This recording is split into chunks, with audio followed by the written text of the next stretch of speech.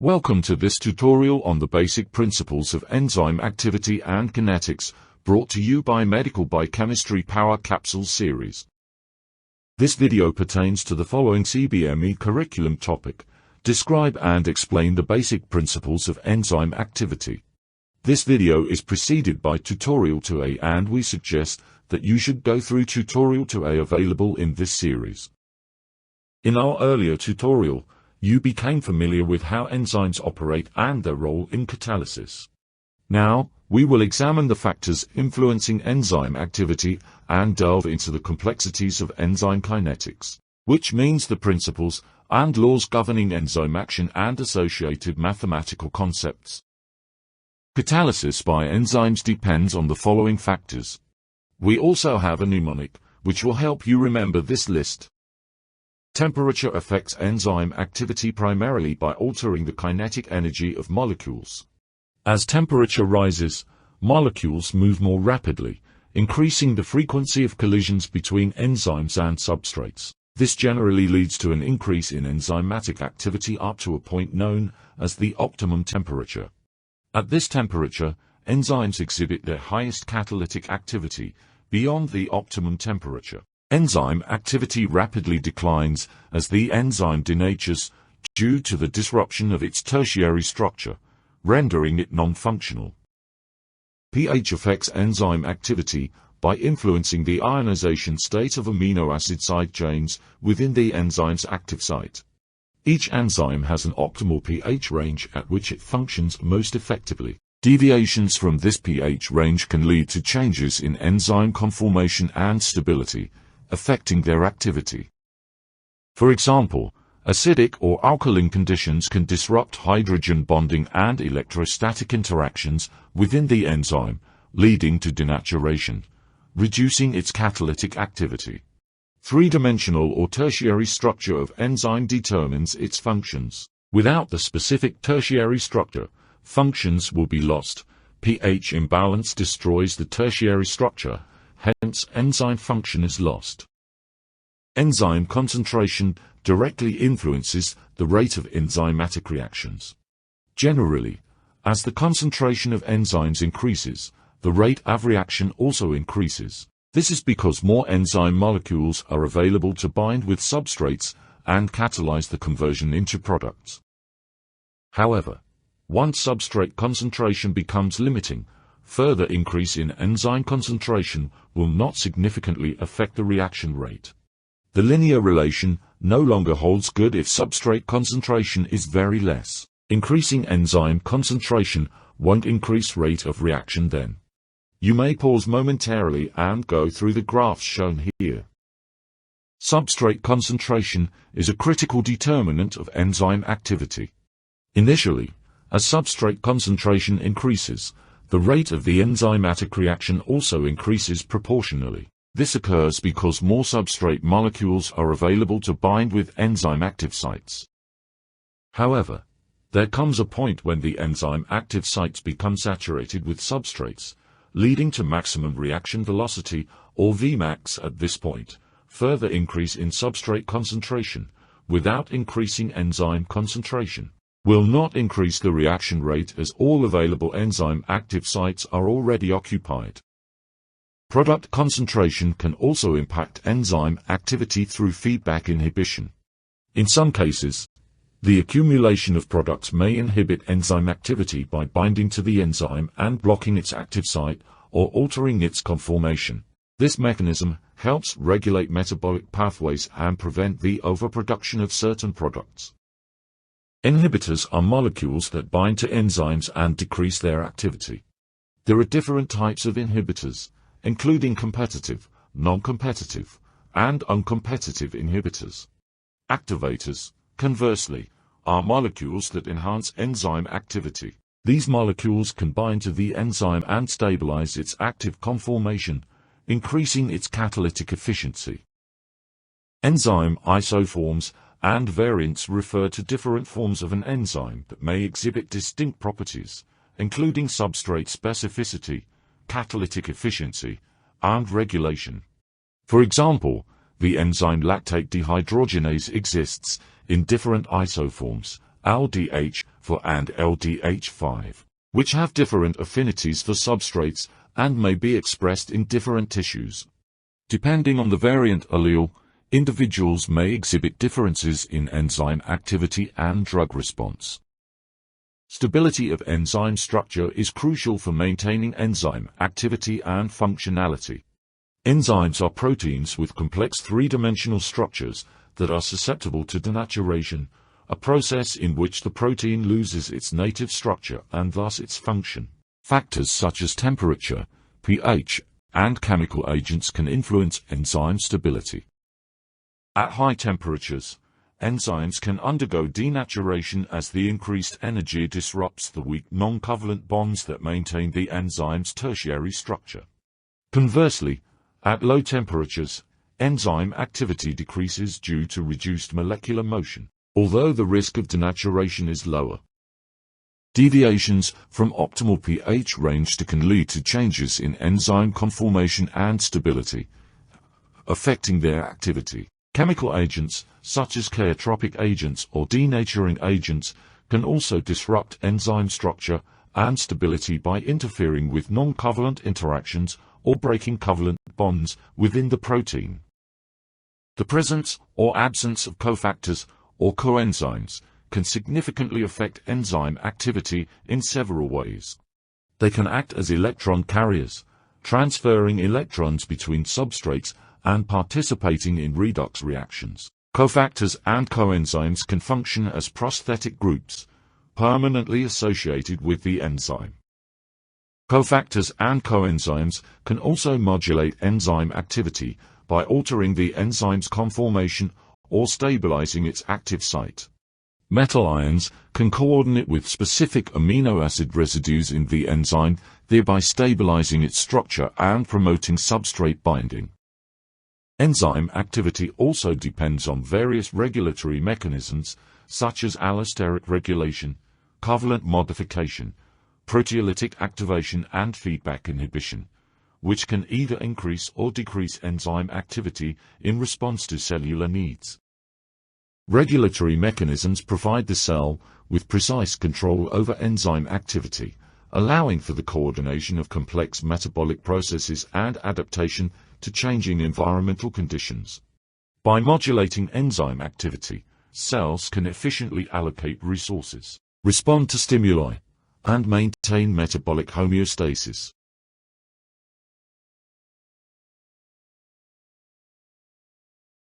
It has already been mentioned previously that enzyme activity depends on the substrate concentration.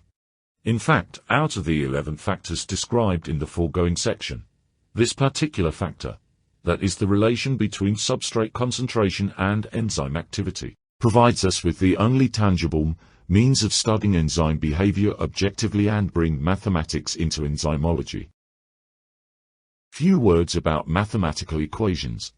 Equations are a way of mathematically looking at physical facts and processes of nature. Equations aren't artificial creations by mathematicians and scientists. Equations are discovered by them through experimental process or logical deduction. For example, a very simple equation in science is S is equal to d divided by t, which means that speed of a moving object is always equal to the distance covered in a particular period of time. Equations already exist in nature. We simply discover them. And once we discover any equation, we have a better way of understanding and manipulating things. An equation is the final objective evidence of the truth of any physical process occurring in the universe involving matter and energy.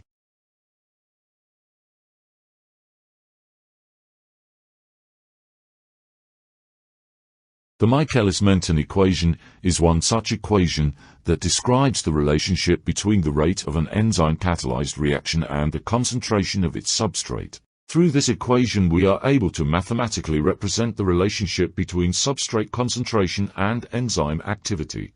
The Michaelis-Menten equation describes the rate of enzyme-catalyzed reactions as a function of substrate concentration.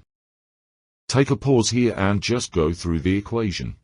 Try to understand what the expression stands for and the different variables and factors in the numerator and denominator.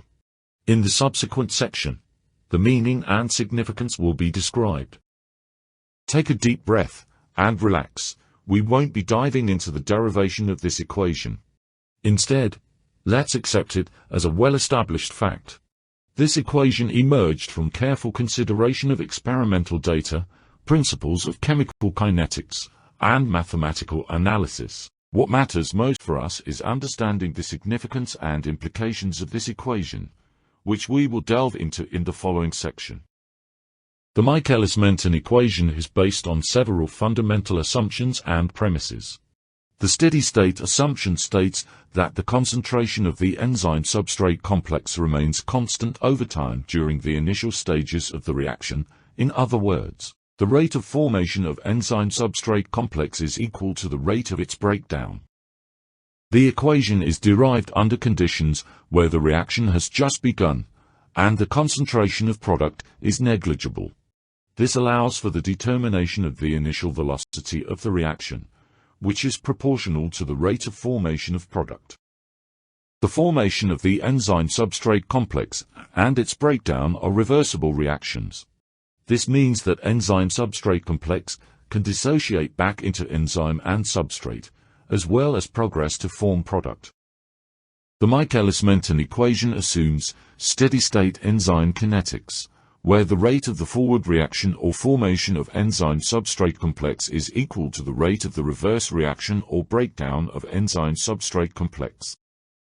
The equation assumes that the concentration of substrate is much higher than the concentration of enzyme at the start of the reaction, allowing for the approximation that the total concentration of substrate remains constant during initial stages.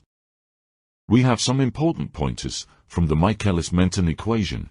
When an enzyme encounters its substrate, they bind together to form an enzyme-substrate complex. This complex is where the actual chemical reaction takes place. The rate at which the enzyme converts substrate into product is called the reaction rate. It's basically how quickly the enzyme is doing its job. As you increase the concentration of substrate, you reach a point where all enzyme molecules are constantly working at their maximum capacity. This is called saturation. Beyond this point, adding more substrate won't increase the reaction rate because all enzyme molecules are already occupied. A fascinating outcome of this derivation is the introduction of a valuable parameter for comparing enzymes and understanding how changes in substrate concentration impact enzyme activity. This parameter is known as the Km value. Km allows us to evaluate the efficiency of an enzyme in relation to its substrate. Without this equation, we would lack an objective method for assessing enzyme kinetics and capabilities. It's important to grasp that the Km value, a crucial constant in the equation, emerged naturally during its derivation. Researchers didn't deliberately insert it. Rather, it revealed itself through mathematical analysis. This discovery led to the recognition that a consistent factor influences enzyme activity. Therefore, understanding its significance, both mathematically and practically, became essential. With a little bit of algebraic juggling, we realized that the equation can be rewritten as what is shown in B, and if we consider the value of V as half of V max, the equation reduces to Km is equal to substrate concentration. This, in other words, can be phrased as Km is equal to the substrate concentration at which rate of reaction has reached half of maximum velocity. And voila, we now have a precise definition for Km as derived through mathematics. So Km is the constant factor hidden in enzymatic reactions. Because the enzyme concentration is assumed to be constant while deriving Michaelis-Menten equation, the Km value, which is the Michaelis constant, has to be a property of the enzyme. And experimental data has actually proved it to be so. Km for any particular enzyme is a fixed value that doesn't depend on either substrate concentration or enzyme concentration. In plain words, it is invariant. Do you now realize how pure mathematical analysis has enabled us to discover an important property of enzymes? And mathematics never lie. This truth about Km or Michaelis constant is the other established fact that we have to simply accept. Km doesn't depend on substrate concentration. Km doesn't depend on enzyme concentration. It depends only on the nature of the enzyme molecule. So, what does the Km actually signify? In physical reality, Km is actually the substrate concentration at which the rate of reaction is half of maximum possible value of velocity that can be attained. When we say that the Km value of an enzyme is 8 millimoles, it means that when the concentration of substrate reaches 8 millimoles per liter, the reaction rate catalyzed by enzyme will be half of its maximum possible rate. Please see this graph, and it becomes evident. Plotting substrate concentration on the x-axis and velocity on the y-axis gives this graph, which is a hyperbola curve. Alternatively, it also means that when substrate concentration is equal to Km, half of the enzyme's active sites are occupied by substrate molecules, indicating that enzyme-substrate complex is forming and dissociating at equal rates. Whatever be the enzyme concentration, when the substrate concentration reaches Km value, half of the active sites available are filled up.